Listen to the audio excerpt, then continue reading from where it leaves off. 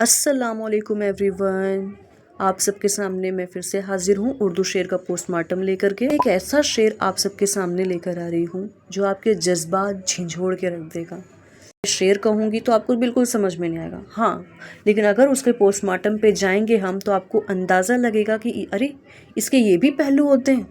आप ज़रूर सोचेंगे, आपकी सोच के ज़ाविये बहुत वसी होने। तो चलिए शेर हाजिर करती हूँ कि एक एक लम्हे का जब मांगा गया मुझसे हिसाब, एक एक लम्हे का जब मांगा गया मुझसे हिसाब, जाने क्यों ज़हने शहनशाहे ज़मा छोटा लगा। थोड़ा सा उर्दू टफ है, ज़्यादा है, जो बहुत ही ज़्यादा नहीं समझते हैं उर्दू उनके लिए मैं बता रही हूँ। हाँ, तो सबसे पहले मैं दूसरे शेर पर आऊँगी, दूसरे मिसरे पर आऊँगी। जाने क्यों ज़हने शहनशाहे ज़मा छोटा लगा।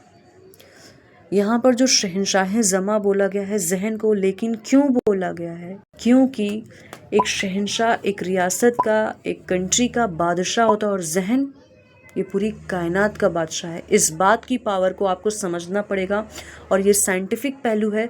इसके बारे में रिसर्च अलग तरह से होती है।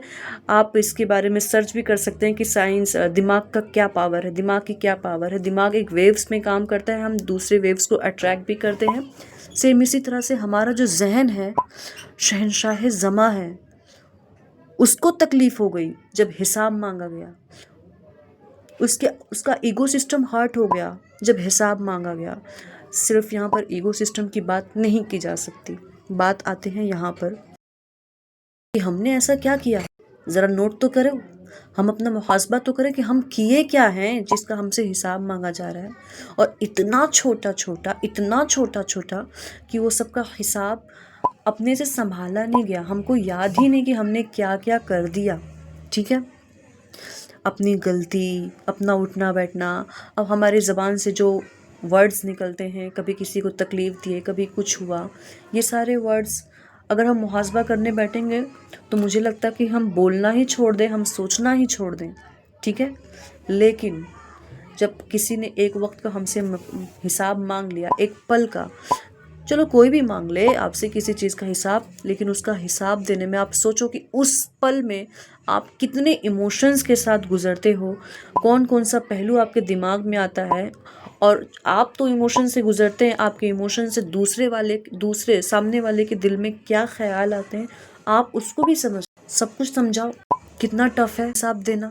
जो रोज़े महशर में हम हिसाब कैसे देंगे, अभी से तैयारी ज़रूर करनी चाहिए। तो ये शेर मेरे बहुत करीब लगा, मेरे दिल को छू गया कि जब शेर हिसाब मांगा जाएगा तो हम करेंगे क्या। आपका बॉस अगर आपसे हिसाब मांग लेता है किसी एक चीज़ का, वो डायरेक्ट बोलेगा एक्सेल शीट देना ज़रा इसकी, आप दे नहीं पाओगे क्योंकि आपका मैनेज नहीं रहेगा। कुछ ना कुछ इश्यूज होंगे जिसको बार बार आप चेक करोगे, देखोगे, घबराहट होगी, आपको खौफ होगा कहीं मैं गलती तो नहीं किया, कहीं मैं कुछ किया तो नहीं। आपका ईगो सिस्टम की बात ही नहीं, आप ये देखोगे कि मैं परफेक्ट हूँ, मैं स्केल कर पा रहा हूँ या नहीं। तो शहनशाह ज़माना के बनने के लिए आपको स्केल करना पड़ेगा, आपको मेहनत करनी पड़ेगी, कितनी बार आपको चेक करना पड़ेगा खुद को। ये सब करना बहुत टफ है मेरे जान, मुश्किल है। तो एक पल का हिसाब लगाना मुझे नहीं लगता कि हम दे पाएंगे। ये नफ़रत का धंधा हमारा नहीं है, ये किसी और का डिपार्टमेंट है, उनको संभाल दे दो जो संभाल सकता है, हम तो नहीं संभाल सकते भाई। हाँ, इसका तरीका यही है कि हम अपने ऊपर काम करना शुरू कर दें, शायद हम हिसाब दे पाए। हम जो भी काम करें उसको नोट डाउन करना शुरू कर दें, शायद हम हिसाब दे पाए। हम अपना मुहासबा करना शुरू कर दें, शायद हम हिसाब दें। मैं ये क्यों कह रही हूँ, क्योंकि मैं सिर्फ और सिर्फ आपकी प्रॉब्लम नहीं, आपका सॉल्यूशन बनकर सामने आई हूँ। इसलिए ज़रूरी है आपको ये बताना कि आप हिसाब देने पे तभी एक्सेल कर पाओगे जब आप अपना मुहासबा करना शुरू कर दोगे और उसको नोट डाउन करना शुरू कर दोगे कि मुझसे क्या गलती हो रही है। अगर मुझसे कोई 1 घंटे का हिसाब मांग ले कि तुमने ये वीडियो देखी, तुमने ये काम किया, तो क्या मैं उस काम को एक्सलेंट लेवल पे कर पाया, क्या मैं वीडियो या फिर कोई कोर्स या फिर कुछ भी आपने देखा उसको कितना मैं कंज्यूम कर पाया, मेरे दिमाग में कितना फीड हुआ, मैं अगर सामने वाले को एक्सप्लेन करूँगा तो किस हद तक कर पाऊँगा। ज़रूरी है ना, हिसाब तो देना है भाई। ये सारी चीज़ें हिसाब के दायरे में आती है। यहाँ पर तो एक पल का मांगा गया है। पल का मुश्किल है क्योंकि जज्बात जो होते हैं इंसान के, वो लहरें हैं सुनामी की, कभी ऊपर कभी नीचे, कोई अंदाज़ा नहीं लगा सकता इसका।